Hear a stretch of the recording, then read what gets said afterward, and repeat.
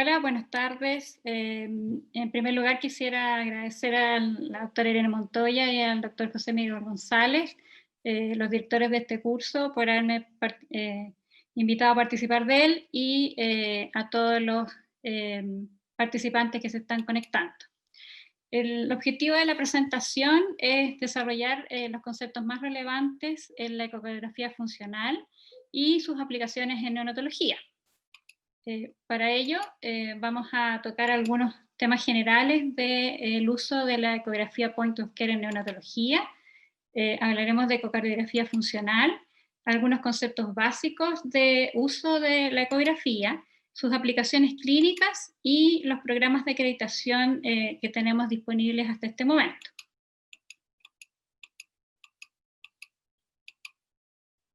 No tengo conflictos de interés que declarar en esta presentación. Entonces, para partir, sabemos que la ecografía point of care en neonatología ha significado un cambio transformador en la práctica clínica. Se le considera como una valiosa herramienta en la evaluación de un paciente, especialmente en los cuidados intensivos y en la sala de emergencia. Si recuerdan, ayer la doctora Fraga nos contaba los inicios de la implementación de esta técnica, que partió, por cierto, en las unidades de intensivo adultos, y de ahí se ha ido trasladando a las distintas especialidades pediátricas y neonatales. En ese contexto, la ecocardiografía y su aplicación en esta modalidad ha sido una de las primeras en desarrollar guías y recomendaciones. Tal como se comentó en las presentaciones de ayer, se han elaborado distintas guías basadas en evidencia, hechas por los distintos expertos que hay en los distintos usos que tiene la ecografía point of care. Es así como recientemente, hace un par de meses, estos autores, bajo un grupo de trabajo que organizó la Sociedad Europea de Intensivo Pediátrico y de Cuidado Intensivo Neonatal, reunieron a los principales expertos que han desarrollado y publicado respecto al tema, ¿ya? Y aquí quisiera recalcar un punto importante, que es que las distintas aplicaciones de la ecografía point of care requieren distintos niveles de adquisición de habilidades, ¿ya? Y es en este gráfico de esta pirámide que vemos en la parte superior, es donde se encuentra la ecocardiografía, ¿ya? La verdad que hay algunas cosas que los autores, que es lo primero que destacan dentro de su presentación y de sus guías, que hay ciertos aspectos de evaluación ecocardiográfica que requieren habilidades bastante desarrolladas, ¿ya? Y es por eso que la ecografía point of care no puede ser usada como tamizaje de cardiopatías congénitas a menos que se haya entrenado específicamente para ello, ¿ya? Los autores parten con esta definición. Y a continuación describen las distintas aplicaciones y utilidades que tiene la ecografía point of care en neonatología y en pediatría, ¿ya? Ahora, en relación a la ecocardiografía y su aplicación, sabemos que en las unidades de cuidado intensivo neonatal no existen las herramientas óptimas, ya sea aparatos de monitorización, para evaluar directamente la función cardiovascular y la hemodinámica.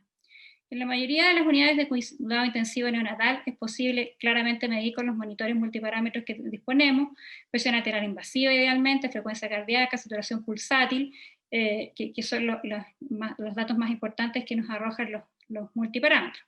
Y otros marcadores clínicos, como el diane capilar, la diuresis, el estado ácido base, son bastante poco sensibles y tardíos en la evaluación de una afectación hemodinámica a un recién nacido.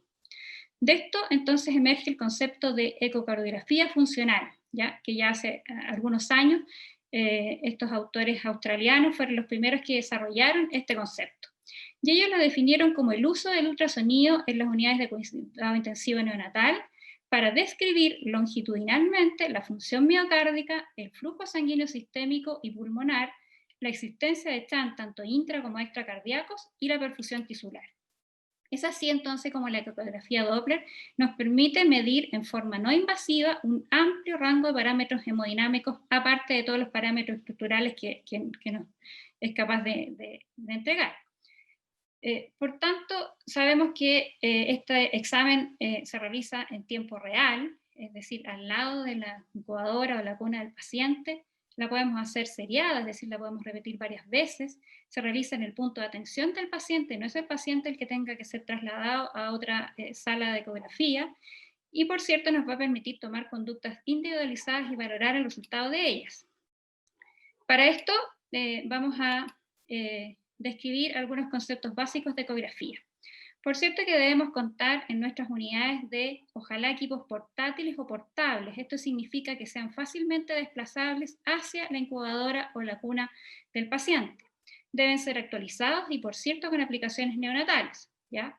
La ecografía se basa en la emisión de sonidos por elementos piezoeléctricos, que son lo que conocemos como transductores, que emiten frecuencias ultrasónicas, ¿ya? Estos ultrasonidos a alta frecuencia siguen las leyes de la reflexión y refracción y se reflejan en objetos pequeños generando una imagen.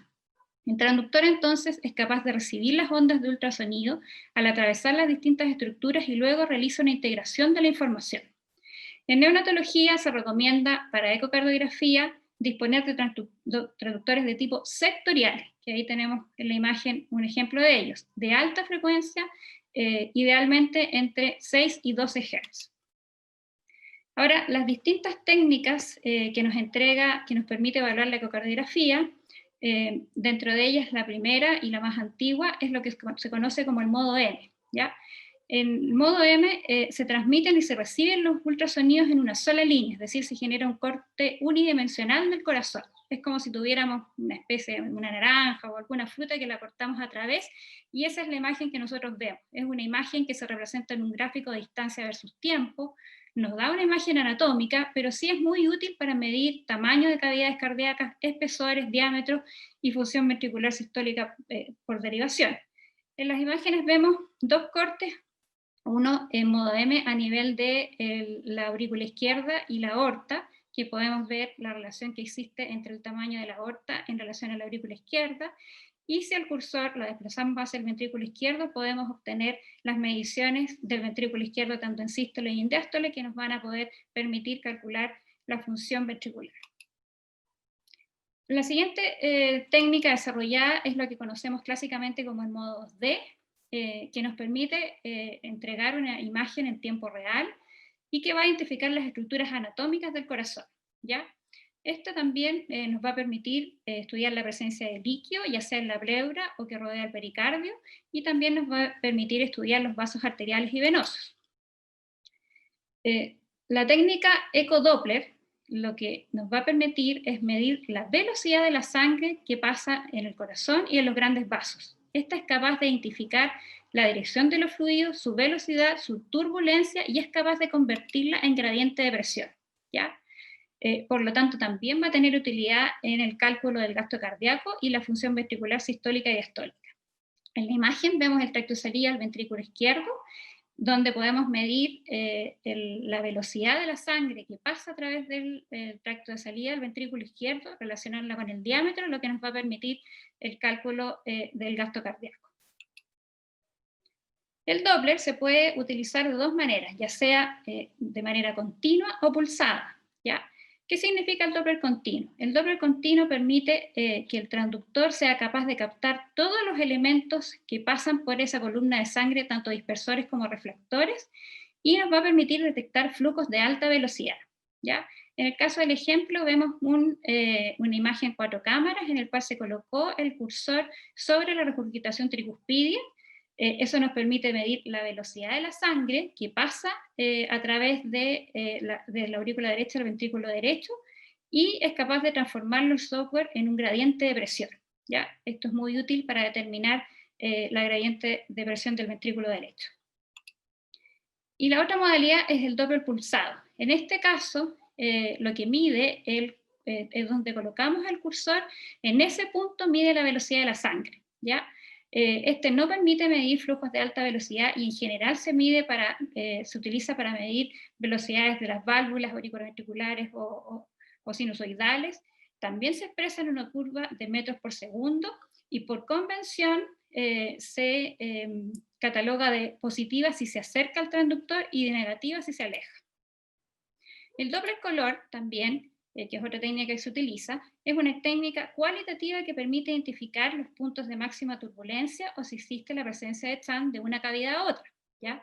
Esto también por convención se codifica en una escala de colores sobre la imagen 2D, como ustedes ven acá. Esta es una imagen del arco aórtico, y también por convención los flujos que se acercan al transductor se ven de color rojo, como en este caso del arco aórtico. Aquí tenemos el transductor, y los flujos que se alejan se ven en color azul. Si ustedes ven, aquí hay una zona como de más turbulencia, de mosaico de color, donde probablemente la velocidad de la sangre está un poco más elevada del resto del arco aórtico. Derivado de las nuevas técnicas que se han desarrollado en los nuevos software, existe otra técnica que se llama Doppler tisular. En este caso, el Doppler tisular lo que hace es captar de manera mucho más sensible y específica el movimiento del tejido muscular. Es un parámetro bastante fácil de medir, reproducible e independiente de la frecuencia cardíaca y la presión arterial. Se puede medir a nivel tanto del anillo tricuspidio como del anillo mitral, y también a nivel de la base del tabique interventricular. ¿Ya? En este caso de la imagen tenemos el cursor puesto en la base del tabique interventricular. Esto da una imagen que se conoce como de tipo espectral, que nos da de varias curvas que traducen la contracción auricular, el caso de la E' y la A', y entrega la información del volumen eyectivo también, que es el que se conoce como S'. Ahora, derivado de estas mediciones, podemos obtener una medición que se llama índice TEI o índice de performance miocárdica, que es una medición cuantitativa de la función global del corazón, es decir, integra la función tanto sistólica como diastólica. Y esta se obtiene relacionando el tiempo de contracción isovolumétrica y el tiempo de relajación isovolumétrica del ventrículo, en este caso el ventrículo izquierdo que estamos midiendo, y su relación con el tiempo eyectivo total.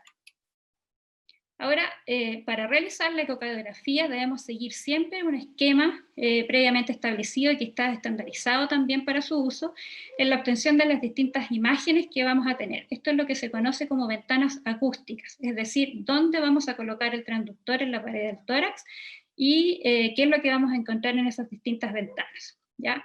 En primer lugar, el plano subcostal, que es uno de los planos más útiles en recién nacidos, que permite tener una visión bastante completa de todo el corazón, tanto aurículas como ventrículos, y también de los tractos de salida y los grandes vasos. El transductor en este caso se coloca en la parte baja del final del esternón, en la parte media, y esta es la imagen que uno obtiene, que es una visión anatómica, así que vemos arriba las aurículas, al lado derecho, este es el lado derecho, aurícula derecha, y este es el lado izquierdo. Vemos un flujo también que pasa, si se fijan, se acerca al transductor, así que es de color rojo, así que nos permite establecer que hay un flujo que pasa desde el lado izquierdo hasta el lado derecho, que es lo normal que vemos en los casos que niños tienen el foramen oval permeable. También nos permite evaluar las válvulas auriculoventriculares. Si el transductor lo colocamos un poco hacia anterior, aparecen los ventrículos, el tabique interventricular, y más anterior los tractos de salida y los grandes vasos. El siguiente plano que siempre debemos explorar es el que se conoce como plano apical 4 cámaras. El transductor se coloca en la punta del corazón, y esta es la imagen que nos da también una visión anatómica, arriba las aurículas, abajo los ventrículos, derecha, izquierda. Se ven muy bien las válvulas auriculoventriculares, donde podemos medir la velocidad, tanto con Doppler continuo como Doppler pulsado. Se ve el tabique interventricular, que nos permite explorarlo si hay alguna comunicación. Y también, si el transductor lo dirigimos hacia anterior, vemos la salida de la aorta, y más hacia anterior la salida de la pulmonar. El siguiente plano es el que se conoce como plano paraesternal eje largo. En este, el transductor se coloca justo en la parte media del esternón, en la parte central, y si dirigimos la muestra del transductor hacia el hombro derecho del recién nacido, obtenemos esta imagen que corresponde a las cavidades izquierdas del corazón. En este evidenciamos la aurícula izquierda, la válvula mitral que se ve cómo se abre, el ventrículo izquierdo, el tracto de salida del ventrículo izquierdo, aorta y parte de la aorta ascendente. También es una zona, esta ventana nos sirve para explorar el tabique interventricular completo y también parte del ventrículo derecho. Ahora, si el transductor en el mismo lugar donde lo teníamos previamente, giramos la muestra hacia el hombro izquierdo del recién nacido, obtenemos esta imagen, ¿ya? En el cual tenemos esta imagen central redondeada que corresponde a la válvula aórtica con sus 3 velos, y esta columna que va rodeándola que corresponde al tronco de la arteria pulmonar. Vemos cómo se abre la válvula de la arteria pulmonar, el tronco de la arteria pulmonar con sus dos ramas. También podemos explorar parte de la aurícula izquierda, aurícula derecha, válvula tricúspide y ventrículo derecho. El siguiente plano es el que se conoce como plano supraesternal. En este, el transductor se coloca sobre el hueco supraesternal y es la clásica imagen que nos permite explorar el arco aórtico. En este vemos una imagen central, redondeada, generalmente de color azul, que corresponde a la arteria pulmonar derecha, y rodeándola el tronco de la arteria de la aorta ascendente, callado aórtico y aorta descendente. Ahora, si en ese mismo lugar colocamos el transductor de manera horizontal o transversal, vamos a ver dos imágenes redondeadas que corresponden a los grandes vasos, aorta y pulmonar, y debajo una cavidad que corresponde en los casos normales a la aurícula izquierda. Y si ustedes ven, llegan a esta cavidad 4 flujos distintos de color. Aquí se ven 2 flujos rojos que se acercan al transductor, por eso que se ven de ese color, y 2 flujos que se alejan del transductor que se ven en color azul.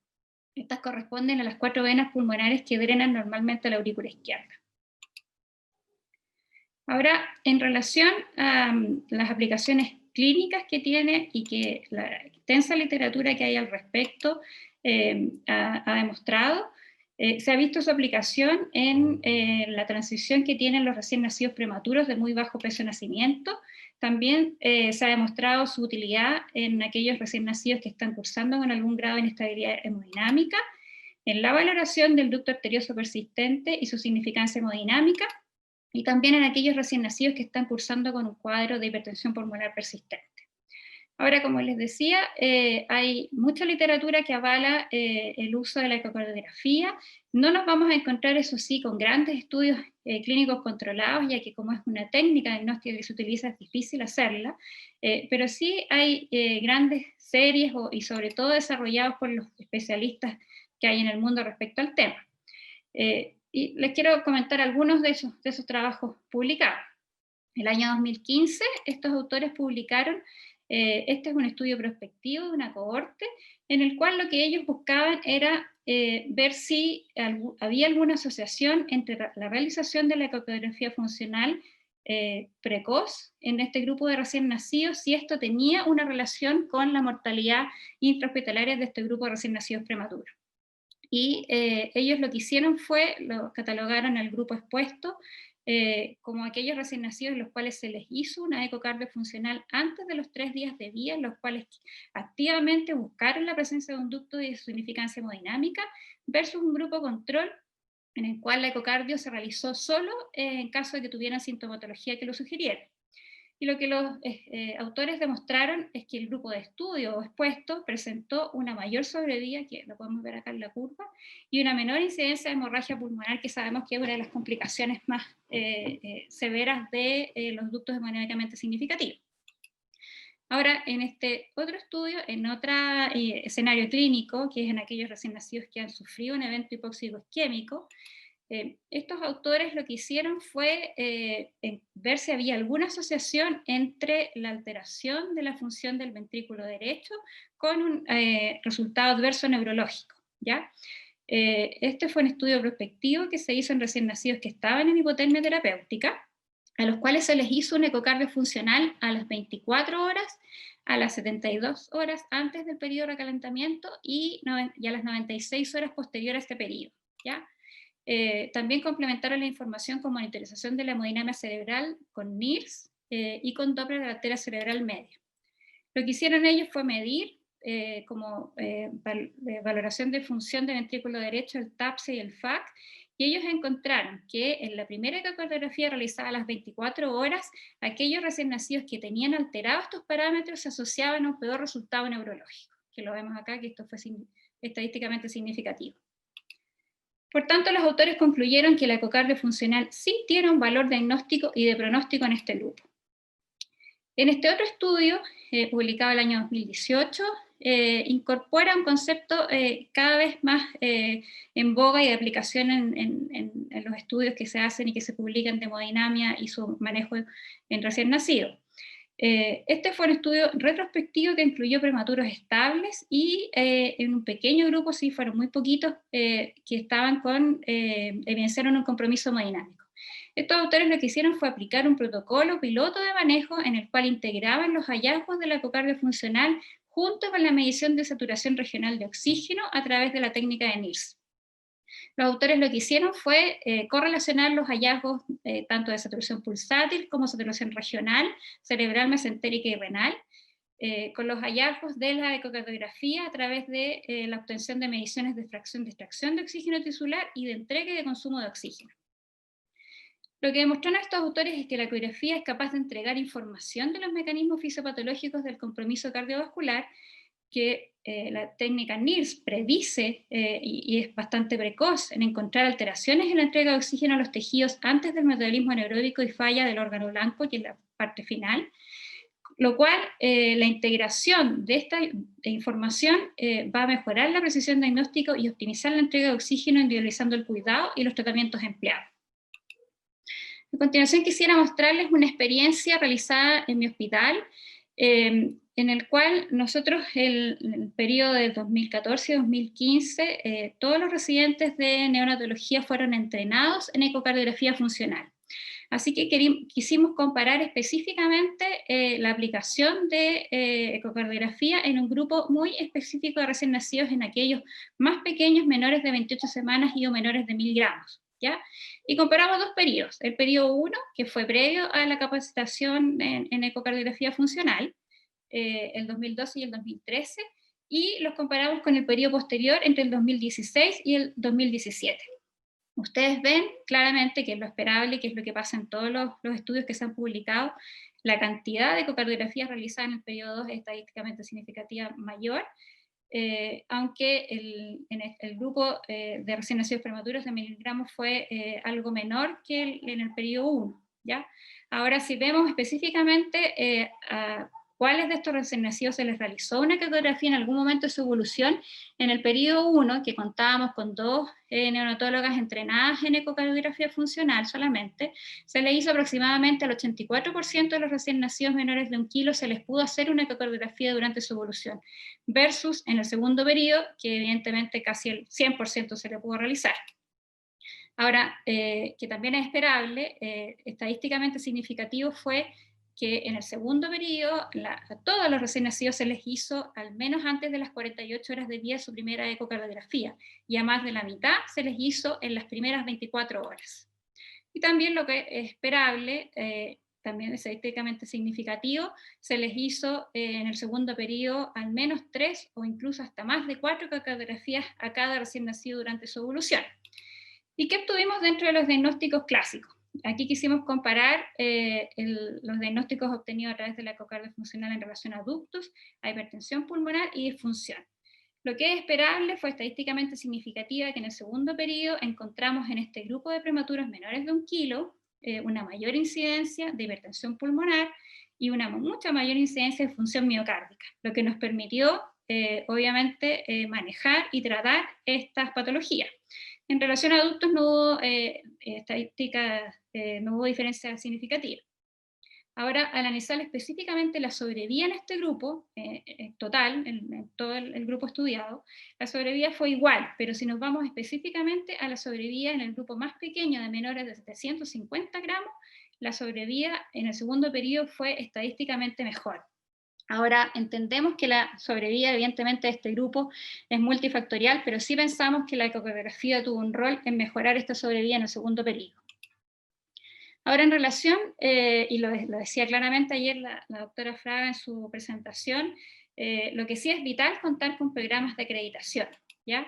Y para eso se han desarrollado y publicado recomendaciones ya hace algún tiempo, en el año 2011, estos dos autores, McNamara y Seri, que son también uno de los más expertos en el tema, ya en 2011 publicaron sus primeras recomendaciones, las que se han ido actualizando con el transcurso de los años, recomendaciones europeas del 2016, australianas del 2019, y las guías que se presentaron al comienzo, que son las más actualizadas del año 2020.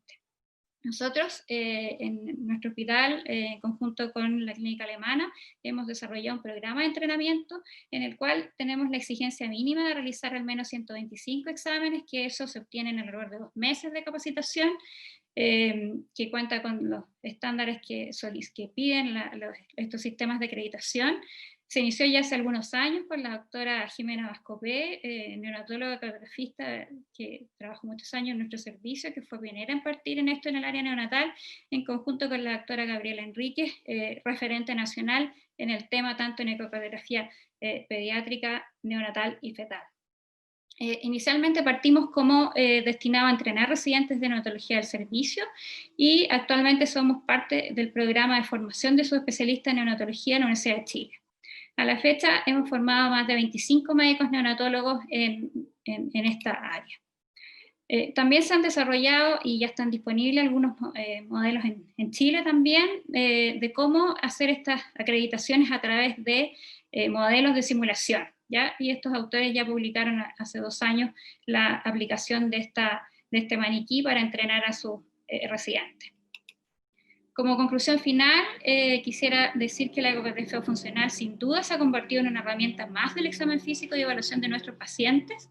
El diagnóstico hemodinámico basado en los parámetros que entrega la ecocardio funcional resulta ser más certero y permite valorar las medidas terapéuticas instauradas. Este enfrentamiento evidentemente mejora la morbimortalidad neonatal, pero sí requiere adquirir las habilidades bajo un programa de acreditación que siga las recomendaciones desarrolladas por los expertos, con una estrecha y permanente interacción con los cardiólogos pediátricos. A ellos sí que no los podemos dejar de lado porque quizás uno de los peores fantasmas que uno tiene es no estar diagnosticando una cardiopatía congénita, que evidentemente es de razón del especialista. Muchas gracias.